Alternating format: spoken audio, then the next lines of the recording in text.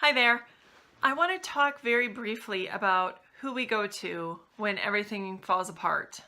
And I want to look at two examples in the Bible. The first person I want to look at is the Shunammite woman in 2 Kings chapter 4. She built a room on her house for Elisha to stay whenever he was passing through. She knew he was a man of God. When her world fell apart, her young son became ill, and things took a turn for the worse, she knew right where to go. We're told in verse 24 of chapter 4 of 2 Kings, she saddled the donkey and said to her servant, "Lead on, don't slow down for me unless I tell you." So she set out and came to the man of God at Mount Carmel. When she got to him, she threw herself at Elisha's feet, and then we're told this, "As surely as the Lord lives and you live," she said, "I will not leave you." So he got up and followed her.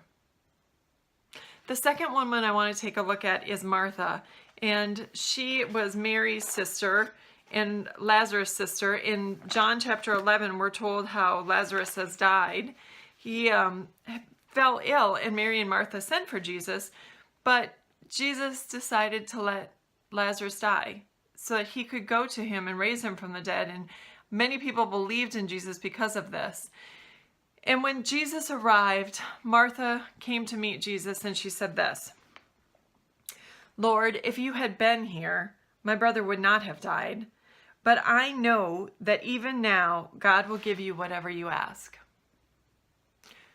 Who do we go to when it all falls apart? First and foremost, we go to God in prayer. And second, we go to God's people. Why? We go to God because He's the only one who can change the situation.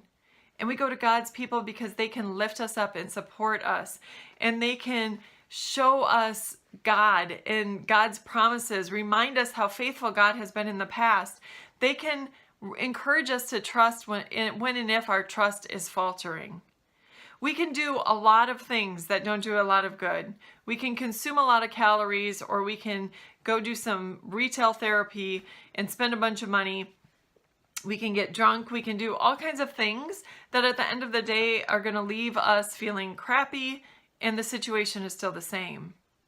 Going to God and falling at His feet and putting the situation there, that's different. He's the one who has the power to change everything. And walking with God's people who will encourage us and support us and pray for us, well, there too, that's going to the one who can change things. Something to think about.